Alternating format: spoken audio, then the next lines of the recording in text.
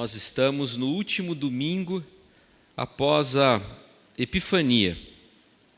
E nesse domingo, os cristãos meditam a respeito de um episódio que foi registrado em todos os evangelhos sinóticos, Mateus, Marcos e Lucas, e que é comumente denominado de a transfiguração do Senhor.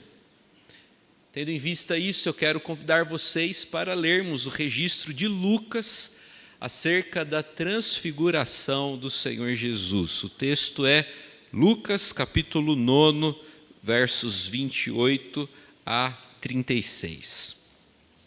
Evangelho de Jesus Cristo segundo Lucas, capítulo 9, vamos ler a partir do verso 28.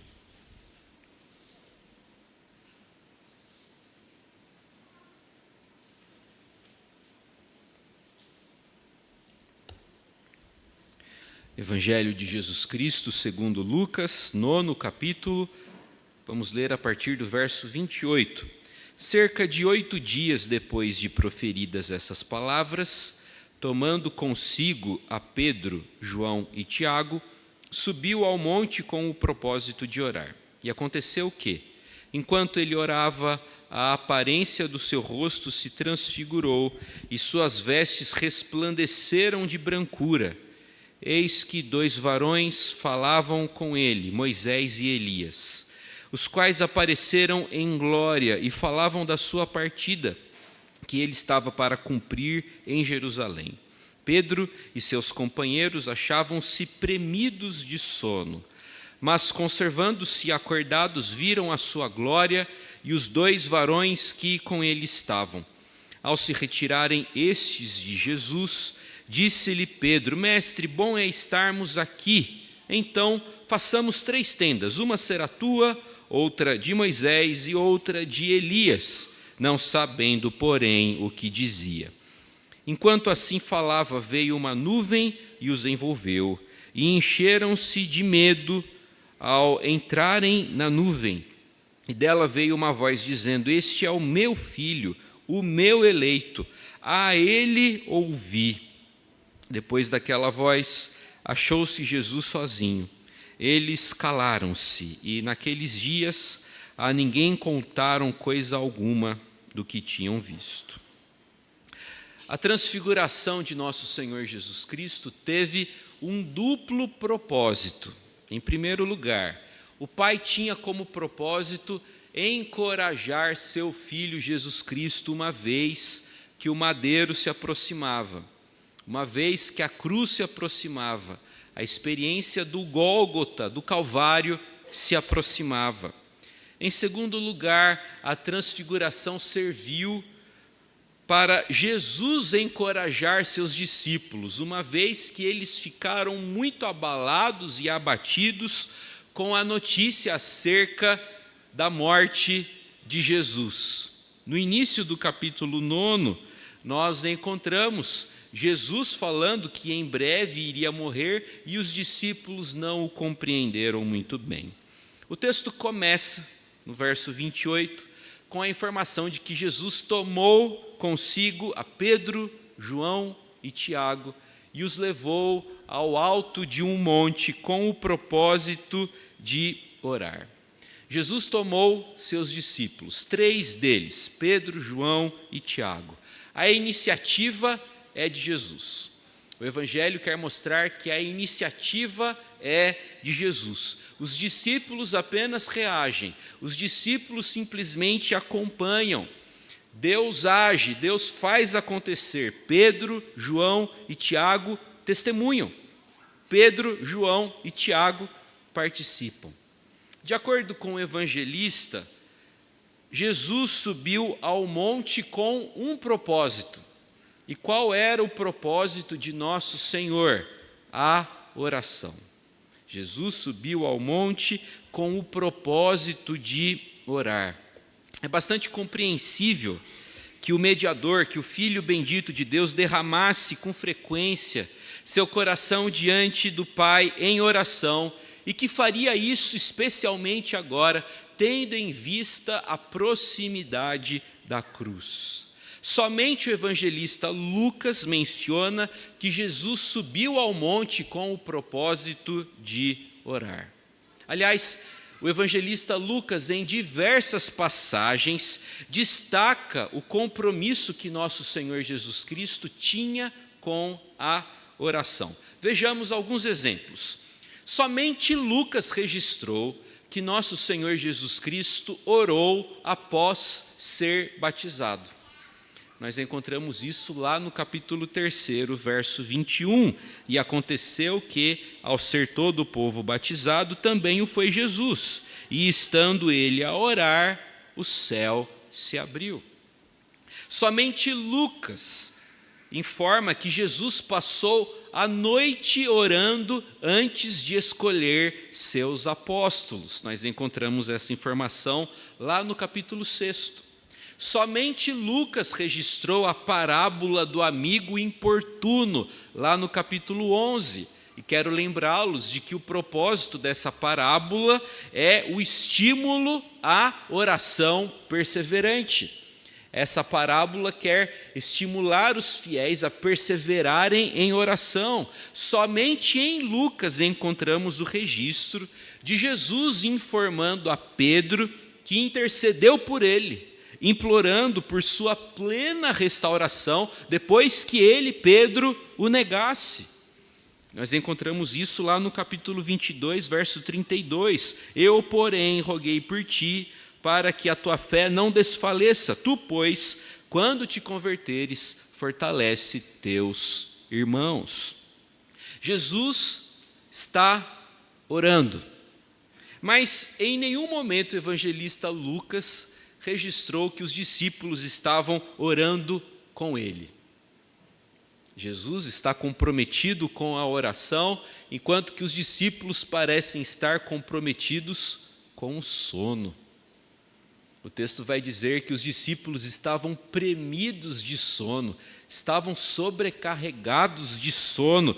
Parece que os discípulos não sentem a necessidade de orar, parece que eles não têm sede do eterno Deus, parece que eles não têm prazer na oração. Jesus tomou a iniciativa, subiu o monte e levou consigo 3 de seus discípulos. Esse é o primeiro movimento do texto.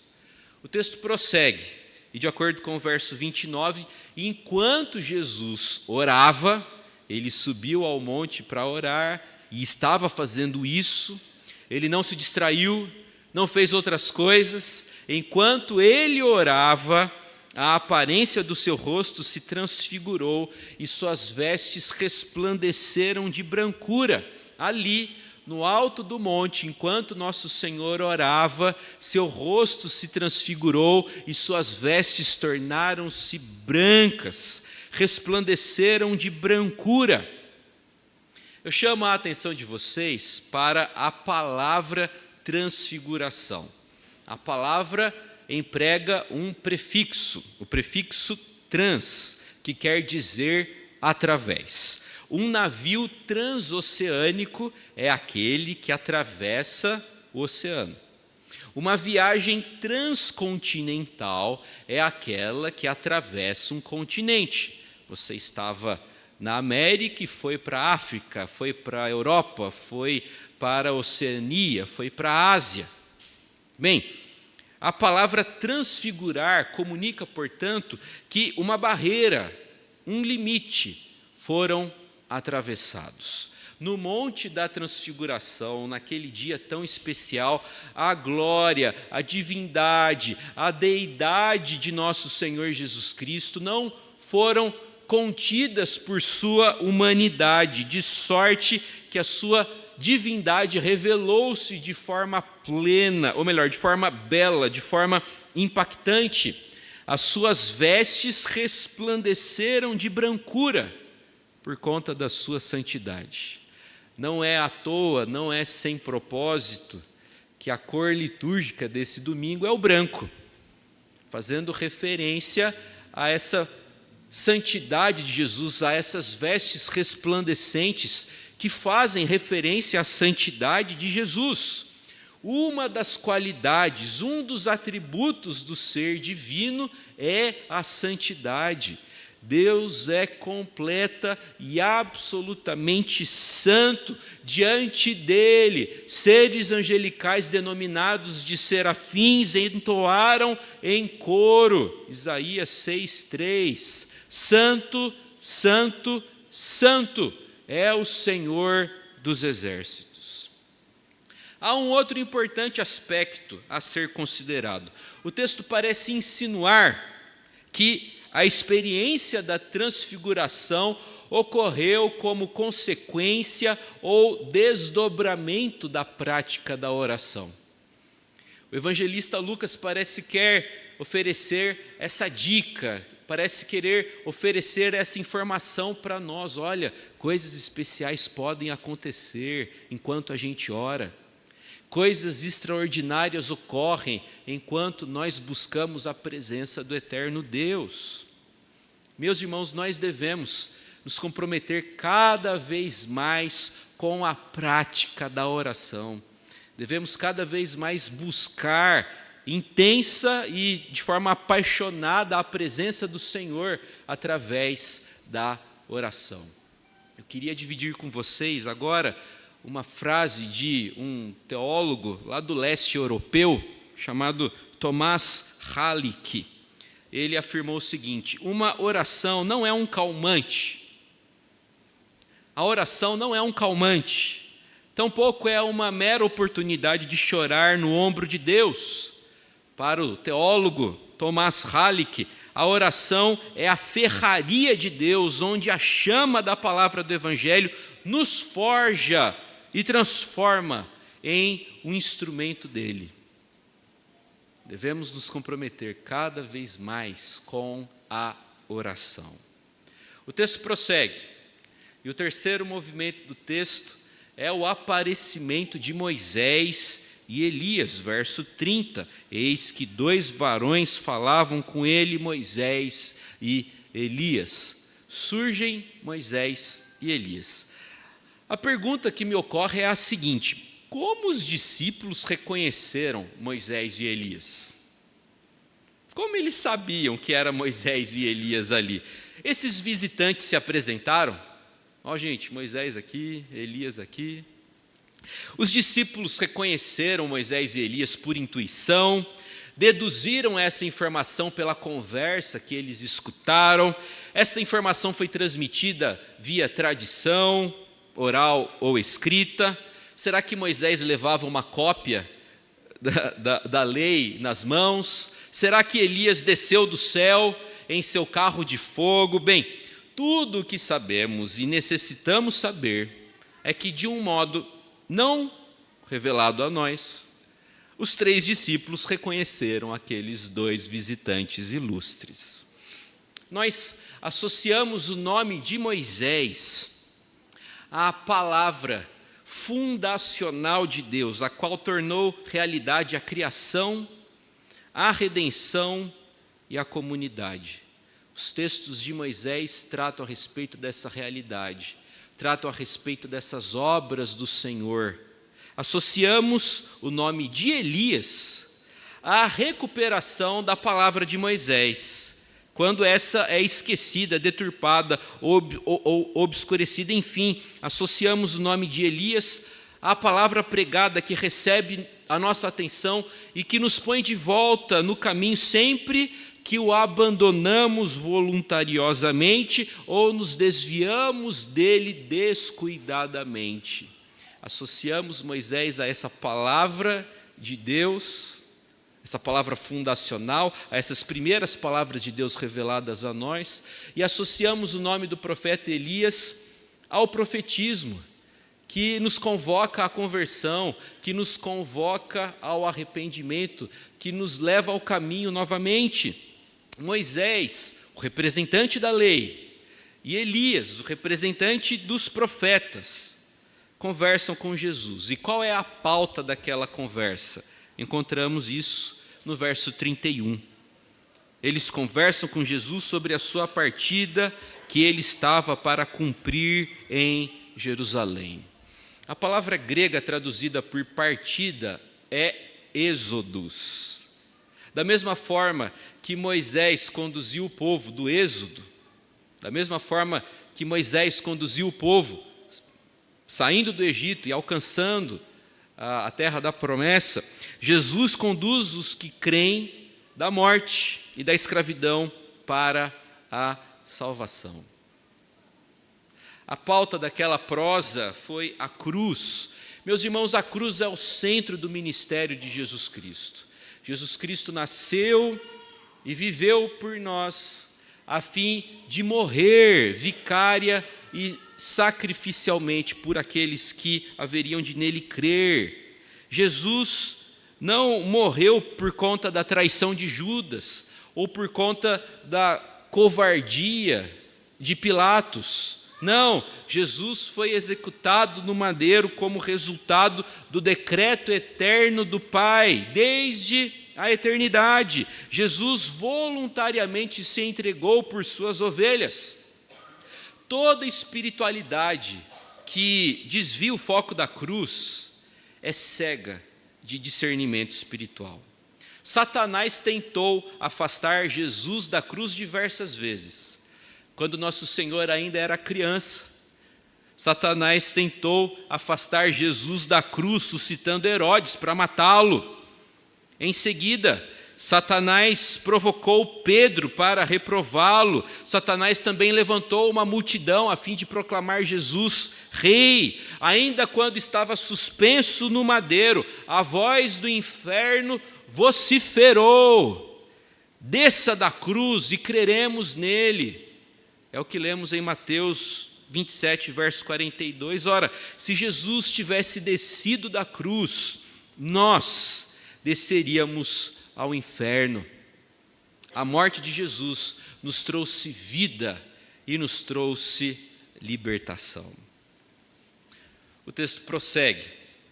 Enquanto Jesus orava, os discípulos estavam lutando contra o sono. Eu já disse isso, mas queria reforçar isso daí. Lucas vai dizer que eles estavam premidos de sono, e eu consigo imaginar os discípulos bocejando com frequência, com dificuldades para manterem os olhos abertos. O texto grego comunica a ideia de que os discípulos estavam sobrecarregados de sono enquanto Jesus orava. Contudo, despertaram totalmente quando viram Jesus transfigurado e quando viram Moisés e Elias ali. Já aconteceu isso com você? Está morrendo de sono, brigando com sono, mas de repente acontece alguma coisa e você desperta totalmente. Talvez você se recorde aqui daquela experiência ruim de estar dirigindo, você cochilou e aí aconteceu alguma coisa e você desperta totalmente. O texto grego insinua que isso aconteceu. E a reflexão a ser feita é a seguinte: o que te dá sono? E o que te desperta? Lucas parece comunicar a seguinte ideia: oração fez os discípulos dormirem, deu sono, mas coisas especiais despertaram a atenção deles. A gente não pode ter essa espiritualidade que desperta apenas quando coisas muito fantásticas acontecem. O texto prossegue. Depois que Moisés e Elias se retiraram, Pedro aproximou-se de Jesus e fez uma proposta: mestre, bom é estarmos aqui, façamos 3 tendas, uma será tua, outra de Moisés e outra de Elias. Os discípulos estão cheios de emoção, mas sem entendimento. Eles querem construir 3 tendas, dando a Moisés e a Elias o mesmo tratamento que pretendem dar a Jesus. Isso é muito importante dentro do texto. Pedro, João e Tiago querem dar o mesmo tratamento que pretendem dar a Jesus a Moisés e Elias, ou seja, eles igualaram Jesus a Moisés e a Elias, querem igualar Jesus aos representantes da lei e dos profetas, Como o restante do povo, eles ainda não conhecem muito bem a Jesus. Eles ainda estão confusos quanto à verdadeira identidade de Jesus. Ainda não discerniram a divindade do Cristo. Andam com Cristo, mas não dão a Ele a glória devida ao seu nome. Meus irmãos, onde Cristo não recebe a preeminência, o destaque, a espiritualidade está fora de foco. Toda religiosidade, toda espiritualidade que não dá valor, que não dá destaque a Jesus, é uma religiosidade, é uma espiritualidade doente, enferma. Porque Cristo ocupa o centro da redenção. Pedro perdeu o tempo da coisa. Eu quero chamar a sua atenção para isso também. A impressão que tenho, lendo os evangelhos, é que Pedro era esse cara que facilmente perdia o time das coisas. Ele perdia o tempo das coisas. Moisés e Elias já tinham ido embora. E aí, ele corre atrás de Jesus para propor o prolongamento daquela experiência. Algumas pessoas, como Pedro, têm dificuldade com o tempo das coisas. Falam quando deveriam ficar quietas. E permanecem em silêncio quando deveriam falar. O evangelista Lucas fez questão de dizer que Pedro não sabia o que falar. Pedro não sabia o que dizer, e nós muitas vezes também não. Como Pedro, muitas vezes a gente não sabe o que a gente fala. Repare que o texto não registra nenhuma resposta de Jesus para Pedro.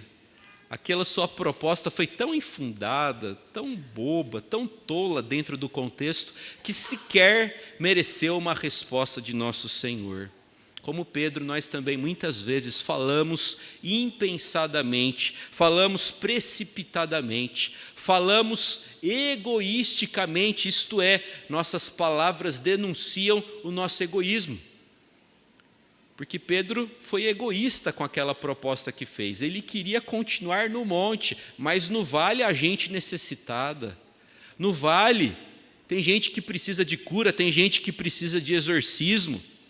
Se você prosseguir com a leitura, você vai encontrar essas realidades. Que o bom Deus tenha misericórdia de nós e nos capacite, a fim de falarmos coisas certas no momento certo.